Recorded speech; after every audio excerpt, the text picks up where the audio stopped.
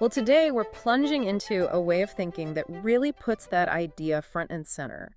We're looking at an ethical approach to sales. Specifically in real estate, right? Okay. Based on that coaching call. Yeah, from Peter Hopkins. He's, what, like 30 years in real estate training? So lots of experience there. Right. And what's interesting, I think, is that even though it comes from real estate, these core ideas, they seem much broader. Totally. It feels like it's fundamentally about building real connections, and truly getting what makes someone tick. Yeah. Understanding the other person?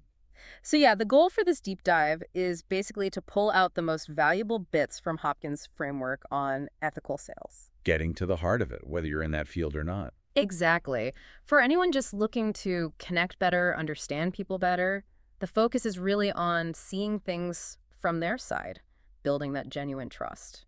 Makes sense. Okay, let's dive in then. Hopkins talks about it being a journey with clients, not just a transaction. What's the big deal about that shift in perspective? Well, that word journey, it signals moving away from just, rushing to close a deal. Right. Get it done, move on. Instead, it's about prioritizing a relationship, one that's built on really understanding them.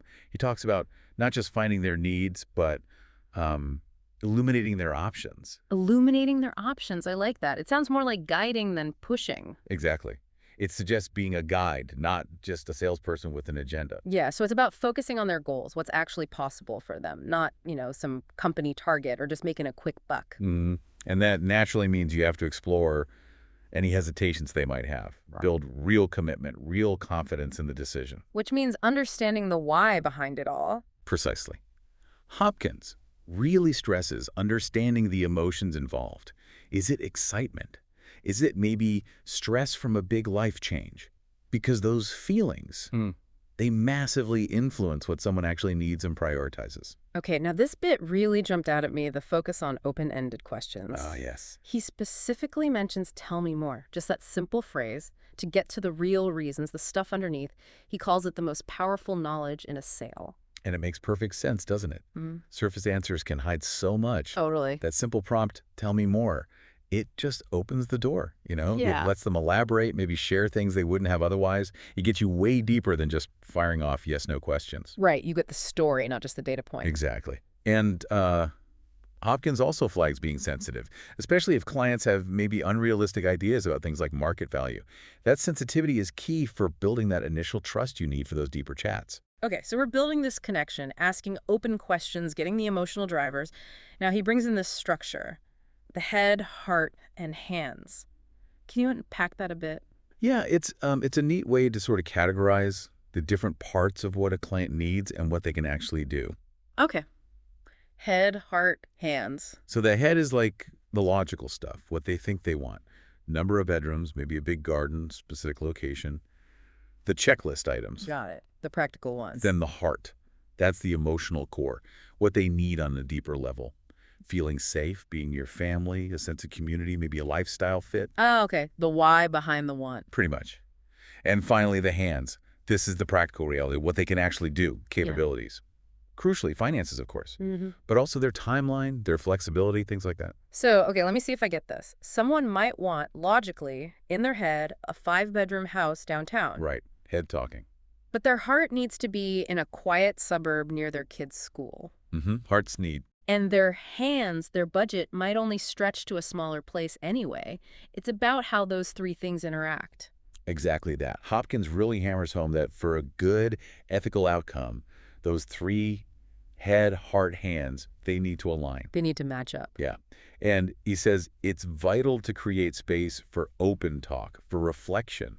Let clients really think it through, considering their whole life, picture timing, money, everything. That makes a lot of sense. It prevents mismatches later on. Yep. Okay, moving to the more concrete stuff, like actually looking at properties, talking budgets. What are the key takeaways there? Clarity. Yeah. Absolute clarity is huge for Hopkins. Yeah. When you're showing options, comparing properties, you've got to use the client's own words back to them. Why their own words specifically? To avoid confusion, to make sure you're truly on the same page, talking about the same things in the same way they understand them. Okay, that's smart. And what else? Paying attention, like really watching and listening. If something feels off in the conversation, if you get a vibe they're not quite comfortable, pause.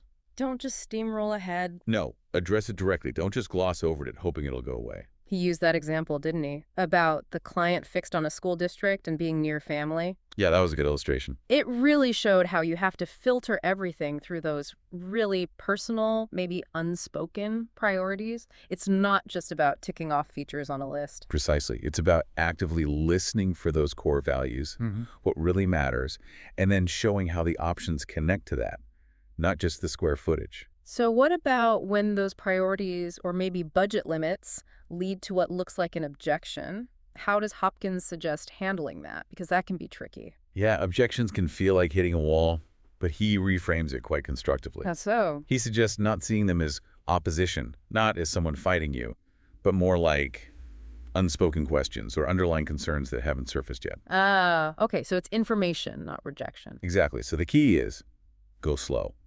Listen really carefully to the exact need being expressed, and choose your words with care. And he had a specific technique. Something about affirmation. Yes, gentle affirmation before inquiry. It basically means acknowledge their point first, show you've heard it, okay, I understand that's a concern, before you start asking questions to dig deeper. So you validate before you investigate. Right. It builds safety. He also talks about inviting alignment and just respecting hesitation.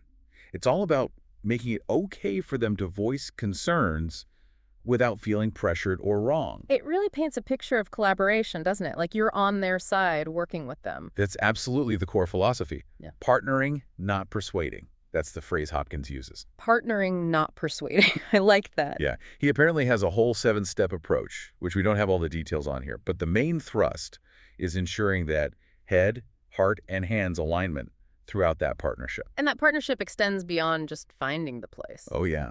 It includes things like recapping discussions regularly, making sure understanding is mutual, addressing any lingering concerns together. So it's not just, okay, deal done, see ya. Yes. Not at all. Hopkins emphasizes staying present through the whole thing, including follow-ups after the main transaction. Why is that follow-up so important? Well, partly to ensure a smooth closing, catch any last-minute hitches, but mostly it builds that long-term trust. It shows you genuinely care about the outcome for them, not just the commission. And that leads to Referrals, repeat business down the line. It cements the relationship beyond just this one deal. It's smart business, but it comes from an ethical place. So if we boil it all down, this ethical sales approach from Peter Hopkins, it really hinges on deep understanding. Deep understanding, yeah. Their logical wants the head, their emotional needs the heart, and their practical limits the hands. And then using that understanding to genuinely partner with them. Active listening, thoughtful questions, handling concerns with empathy. Building real trust step by step. And when you step back, like you said earlier, these aren't just real estate tactics, are they? Not at all. Understanding, alignment, partnership. These are fundamental to pretty much any situation where you need a strong connection, where you need to grasp what someone else truly needs and wants. Absolutely. It applies everywhere. Okay, so here's a final thought for you, listening. Something to chew on. Yeah. How could consciously using this head, heart, and hands idea maybe shift how you understand people's motivations in your own life? Think about a recent interaction you had. Could getting a better handle on what the other person truly wanted, what they needed emotionally, and what they were actually capable of, could that have changed the outcome? Made it more successful, maybe more ethical. Exactly. Regardless of your job or the situation, just something to consider.